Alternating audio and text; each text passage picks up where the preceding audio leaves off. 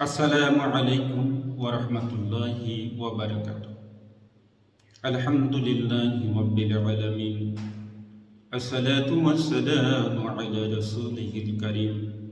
আম্মা বা'দু ফাকাদ ক্বালা আল্লাহু তাআলা ফি কালামিহিল মাজিদ। আউযু বিল্লাহি মিনাশ শাইতানির রাজীম। বিসমিল্লাহির রাহমানির রাহিম।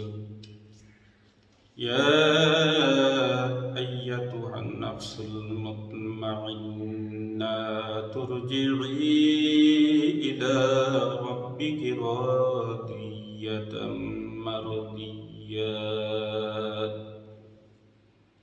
فادخلي في عبادي وادخلي جناتي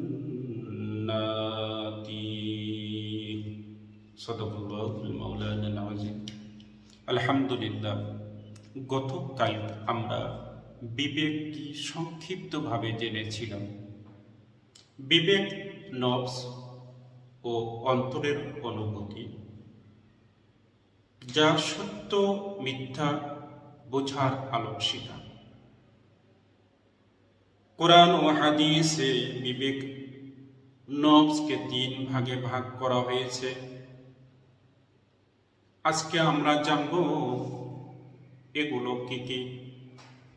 স্পষ্ট হলাম যে বিবেক 3 ধরনের, অর্থাৎ 3 ধরনের মানুষের অনুভূতি।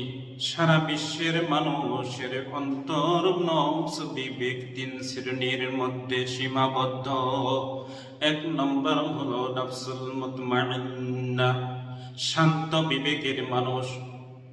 এরা আল্লাহর স্মরণে প্রশান্ত হয়, নেক আমল করে, সদা সর্বদা আল্লাহকে খুশি রাখার চেষ্টায় নিজেকে নিয়োজিত রাখে।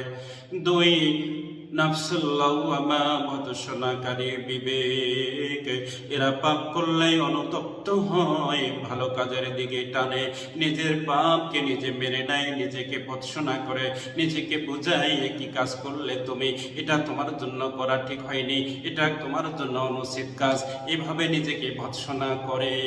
3 নম্বর নফস, নফসুল লাম্মারা, পচা বা খারাপ বিবেকের মানুষ।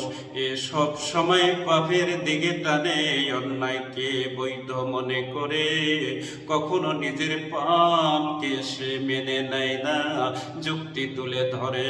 এ হলো সবচেয়ে খারাপ বিবেকের মানুষ। আল্লাহ তাআলা আমাদের সবাইকে সহি বুঝ দান করুক।